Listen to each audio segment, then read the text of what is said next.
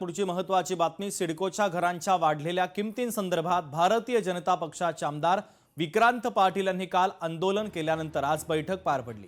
या बैठकीमध्ये सिडकोच्या अधिकाऱ्यांवर ताशेरे ओढण्यात आले। सिडकोच्या घरांच्या किमतीसंदर्भात झालेल्या निर्णयावर विक्रांत पाटील यांच्यासोबत संवाद साधलाय आमचे प्रतिनिधी चेतन ननावरे यांनी। पाहूयात।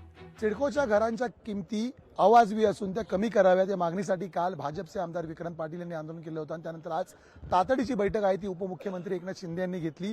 नेमकं या बैठकीत काय झालेलं आहे, सिडकोच्या अधिकाऱ्यांवर कशा प्रकारचे ताशेरे ओढलेत ही माहिती देण्यासाठी आपल्या सोबत स्वतः विक्रांत पाटील आहेत। काय सांगाल विक्रांतजी, नेमका काय निर्णय झालेला आहे?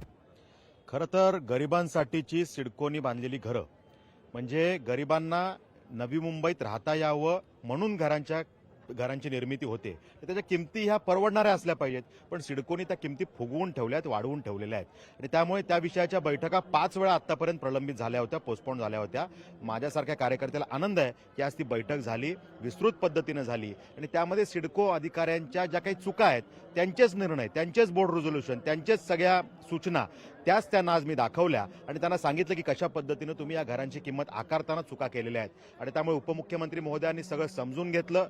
त्यांनाही अनेक विषय जाणवले की कशा पद्धतीने सिडकोनी चुका केल्यात, अधिकाऱ्यांनी चुका केल्यात आणि त्यामुळे त्यांनी या विषयामध्ये नाराजी व्यक्त केली, ताशेरे ओढले आणि त्यांनी त्या ठिकाणी या घरांच्या किमती परत एकदा ह्या विषयात तुम्ही वर्किंग करा आणि परत एकदा या घरांच्या किमतींचा पुनर्विचार करून तात्काळ माझ्याकडे या अशा सूचना दिलेल्या आहेत। जी काही घरांच्या किमती 70-80 लाखापर्यंत काही ठिकाणी आहेत, काही ठिकाणी 40-50 लाखापर्यंत आहेत, त्यामध्ये मी मागणी केलेली आहे की या घरांच्या किमती 30% ते 50%च्या मध्ये कमी व्हाव्यात।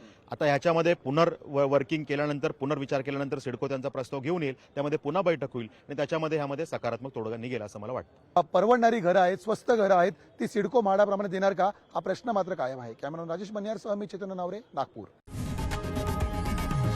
लोकशाही मराठी ऐका, पहा, जागरूक रहा।